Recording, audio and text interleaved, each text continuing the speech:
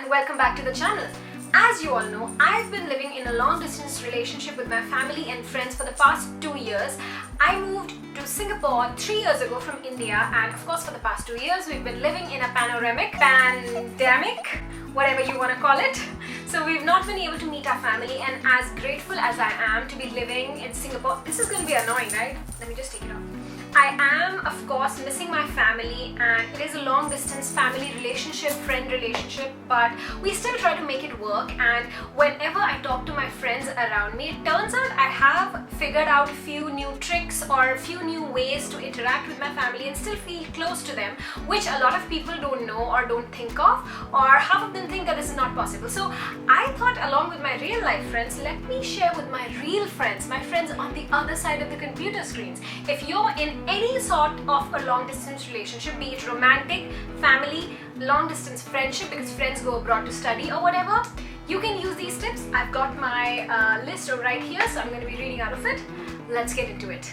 Okay, so first of all, let's get into the free activities, because that's what should be the first priority. We want to give the love, but we also want to keep our wallet happy. So the first thing, of course, is to call during long commutes. I know a lot of people, especially boys, like my brother also, they're not really used to calling you. So one thing which you can inculcate in them or talk about is you talk while you're going to your college, to your office or whatever. Because calling on commutes, your full focus is on the conversation, and while you're having the conversation, the boring commute feels like, oh, it just went by. And it's also, since like you will be most probably going back and forth from this place every single day, it can become like a routine.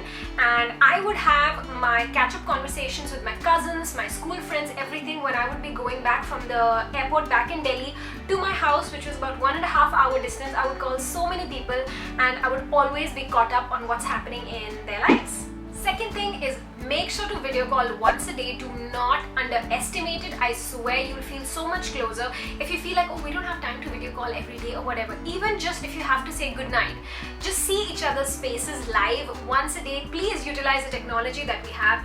Don't think that, oh wait, I just saw them on Instagram, I just saw them on stories. No, talk to each other. Even if it's just to say goodnight, you can focus on their face. You can, like, I have figured out so many new things, new features in my mother's face, or different habits with my brother on video call, because you're focused just on the face. So I don't know, it's just very different. Now I know those are very cliche, like we already know this, but one more thing I'm going to say in that is, do not underestimate the power of sharing your mundane photos, which means what you ate, what the bus stop looks like today, what your room is after you cleaned it up or something like that. Do not underestimate that, because by sharing minute by minute photos, you're gonna feel so much closer to each other. Then once you visit each other, say it's like a new city that your friends, family or your partner has never seen, when they come, they'll be like, oh yeah, you used to send photos of this. So they'll feel connected to that place as well. Whatever you're eating, that can be a new topic of conversation then. I mean, I got into this during the pandemic, and that is playing free games online. Again, I never thought that playing games together could really bring people closer, but it really does. And my game recommendations are definitely Mini Militia. It's a bit on the aggressive side, but it's like a simple game. You just have to kill the opponent. Easy. In that game, you can actually make games individually with only your friends, so that's fun. You can play Among Us. Of course, it was really popular a few months ago. You can play with other strangers, and on Among Us, I heard that people were going on task dates, so you do your tasks together and you can take screenshots of that. Talking about taking screenshots of the game, this game called Sky, the Children of Light, it's beautiful. It's not really an aggressive game. It's gonna bring you so much peace, gonna bring you together. You can actually have conversations while you're flying in the sky in the beautiful sunset.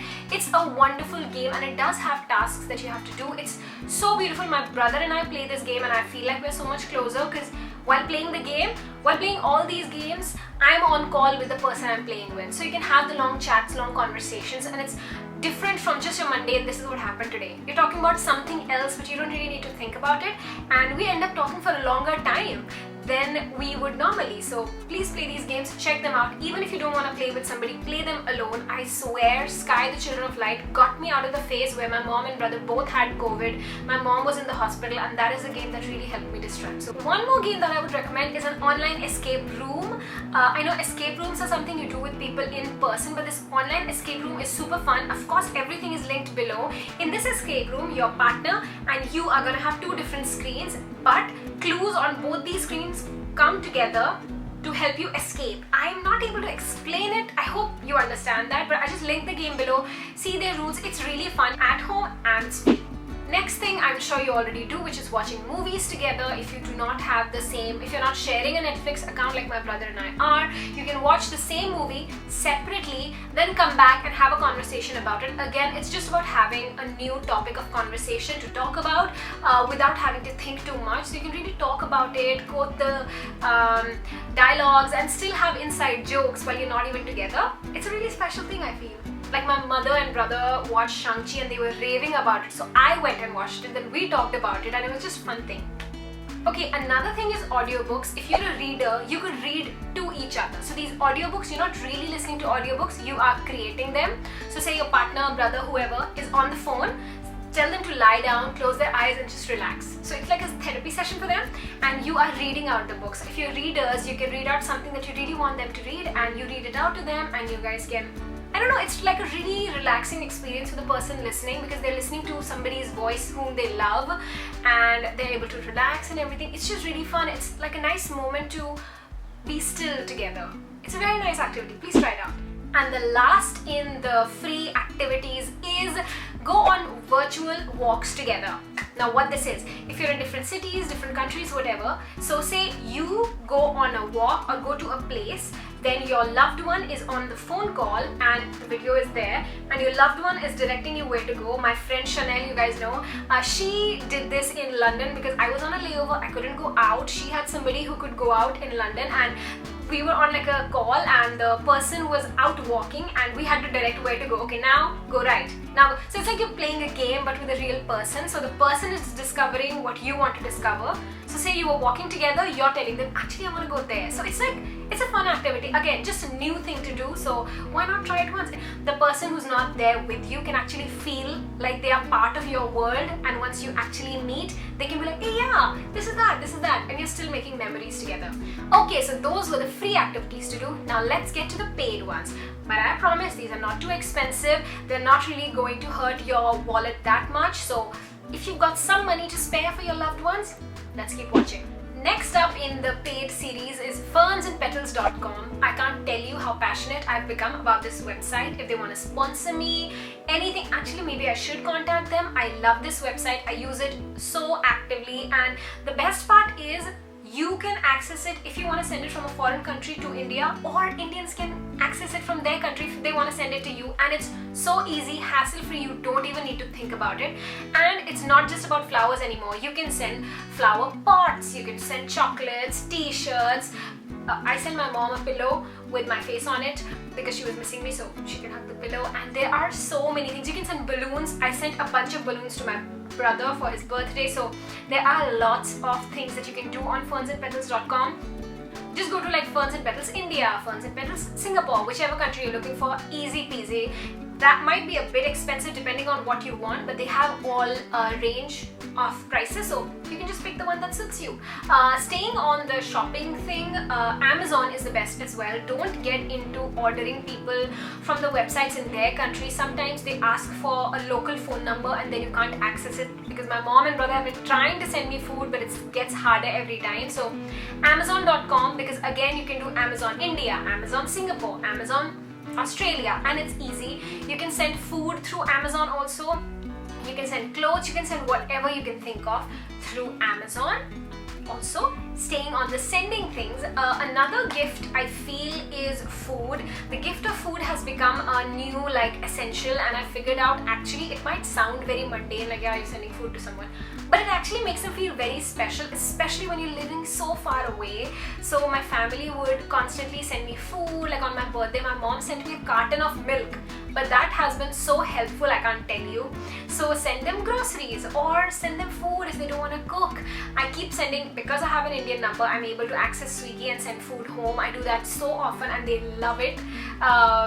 They send me food and I love it. So do not underestimate sending snacks, because food is the best gift ever.